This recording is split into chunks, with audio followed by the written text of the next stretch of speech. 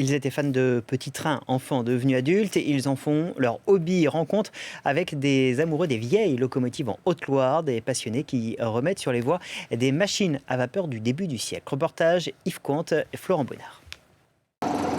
Il aime la fumée, les odeurs d'huile et de charbon. Les mains dans la graisse, plusieurs fois par semaine, il bichonne cette vieille locomotive.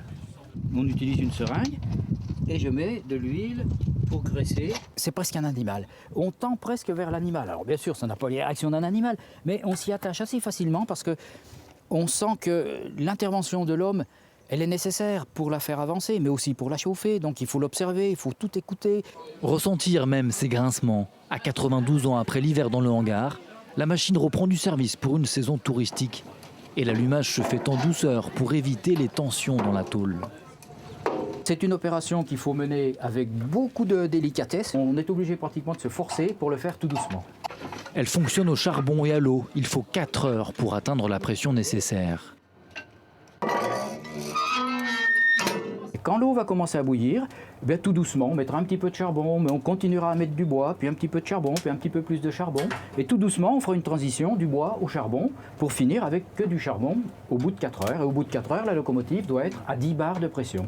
Alors en attendant que la pression monte, il s'affaire sur le toit. Et on a toujours quelques petites reprises de fuite à faire, mais rien de bien méchant. Depuis plus de 20 ans, ces passionnés récupèrent et restaurent ces vieux trains, à l'époque utilisés sur le réseau secondaire ou lors de chantiers de la SNCF. On améliore les systèmes au fur et à mesure qu'on exploite la machine.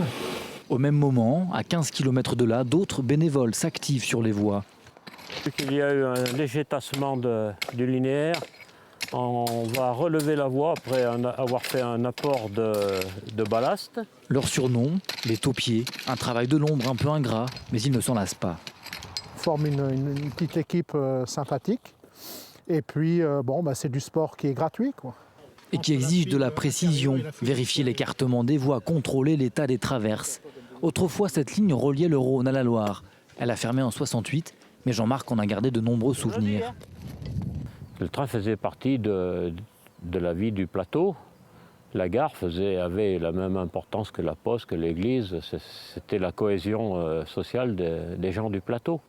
Alors, pas question pour eux d'abandonner cette ligne. C'est un patrimoine à préserver. Après 4 heures d'attente, la pression atteint le bon niveau. Le train se met en marche doucement et pour Denis, c'est toujours la même émotion. C'est peut-être un peu le gamin qui fait joujou. Un plaisir qu'il compte partager avec les touristes. 27 km de voie entre Ardèche et Haute-Loire. Un voyage dans le temps à 15 km/h.